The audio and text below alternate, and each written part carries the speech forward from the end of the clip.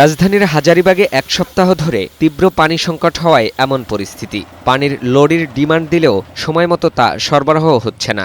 ৫-৬ দিন হয়ে গেছে পানির অনেক কষ্ট, কিনাই না পানি খাইতেছি, প্রতিদিন ৫০০ টাকা করে পানি লেগে যাইতেছি।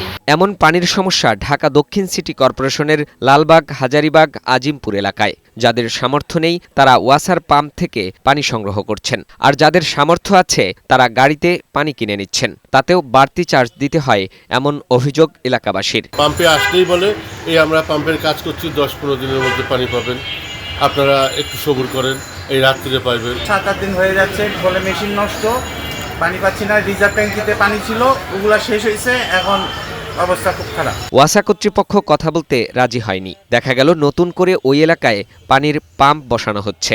ঠিকাদার বলছে পানির স্তর কমে যাওয়ায় নতুন করে পাম্প কূপ খনন করা হচ্ছে। পানিটা খুব কমে গেছে, এই জন্য এগুলোর জেটিং করে উৎপাদন ক্ষমতা বাড়ানোর জন্য আমরা এই কাজগুলো করতেছি। আশা করি আর 10 দিনের ভিতরে আমরা এগুলা সংশোধন করতে পারব। বিকল্প পানির ব্যবস্থা করে কূপ খনন করার দাবি এলাকাবাসীর। ফাহিম মুনাইম, বৈশাখী সংবাদ, ঢাকা।